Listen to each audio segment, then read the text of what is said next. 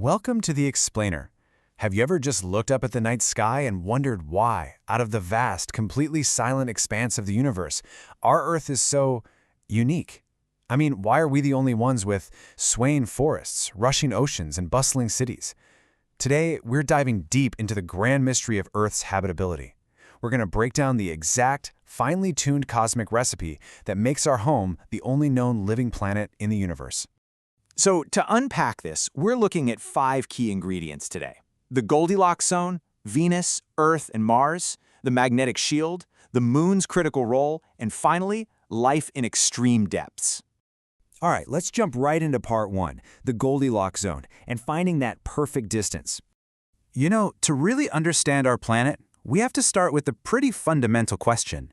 What actually determines if a planet can have life at all? When scientists are out there scanning the galaxy for habitable worlds, they aren't just looking for random space rocks. They're hunting for a very specific, strict set of conditions. And the biggest deal breaker? It's water. NASA defines the habitable zone as the exact distance from a star where liquid water could actually pool on a planet's surface. You've probably heard it called the Goldilocks zone, right? Because exactly like the story of the 3 bears, conditions can't be too hot and they can't be too cold. They have to be just right. Think about moving your hands closer to or further away from a warm light bulb. If you get too close, well, it burns. Pull too far away and you freeze. Earth is positioned at that absolutely perfect, comfortable distance where the warmth of our sun allows liquid water and therefore life to just thrive. Which brings us to section 2, Venus, Earth, and Mars, contrasting neighbors. When we actually look at our immediate neighbors, the sheer contrast is honestly staggering. Venus is just a little too close to the sun, and it suffers from this runaway greenhouse effect, making it incredibly hot and hostile. On the flip side, Mars is a bit too far.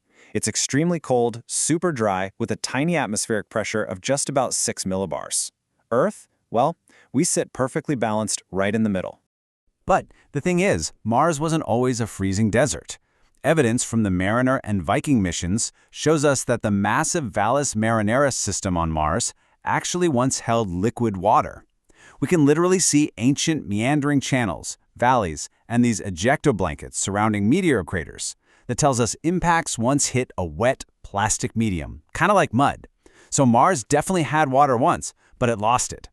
And you know, that really puts into perspective how delicate our own situation is. Even though we're perfectly placed in that Goldilocks zone, our life-supporting layer is incredibly, almost terrifyingly thin.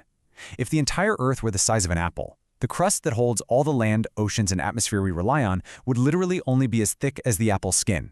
The entire rest of it is basically a massive ball of molten rock and metal. Moving on to section 3, the magnetic shield, our protective force field. So how does our fragile little apple skin survive the harsh, radioactive vacuum of space without ending up a barren wasteland like Mars? Well, way down deep beneath our feet, past the crust and the mantle, lies the Earth's core. It's this churning ocean of liquid iron, nickel, and cobalt swirling around at blistering temperatures over 1,540 degrees Celsius. That's about 2,800 degrees Fahrenheit. This circulating liquid metal acts like a colossal electric motor, generating an active interior dynamo. And that dynamo projects a massive magnetic force field all the way out into space, completely wrapping around our planet. Now, keeping that heavy liquid metal churning requires some highly specific mechanisms. Christian apologetics organizations like Reasons to Believe point out that there are 4 precise sources of convection driving our core. You have temperature differences, tidal forces from the moon, the release of latent heat, and the upward squeezing of light elements from a solid inner core. They highlight that having all 4 of these operating simultaneously is a really rare feature that makes Earth exceptionally fine-tuned. And honestly, it's a good thing it operates the way it does because our early solar system was a terrifying place. During the sun's first half-billion years, its radiation levels were roughly 10,000 times higher than they are today. Without our robust magnetosphere acting as a shield, that extreme deadly solar radiation would have completely sputtered away Earth's atmosphere and all of our surface water, leaving our planet permanently lifeless. But Earth didn't weather that early solar storm entirely on its own. Let's head into section 4, the moon's critical role. Different sources view this vital relationship with our moon through distinctly different lenses. For example, the Institute for Creation Research views the moon's presence and function as an intentional act of divine design. They cite Genesis 1:16, where God created a lesser light to rule the night. From this viewpoint, the moon was purposefully placed to produce the exact environment required for life to thrive here. On the other hand, looking at this celestial partnership from a secular scientific standpoint, NASA's data highlights a remarkable physical interaction. About 4 billion years ago, the moon was much closer to Earth, and it actually possessed its own molten, circulating iron core. Because it was so close, the moon generated its own powerful magnetic field that directly coupled with Earth's magnetosphere. This combined dual force field was absolutely essential in shielding our early atmosphere from being totally destroyed by that young, violent sun we just talked about. All right, that brings us to our fifth and final section, life in extreme depths.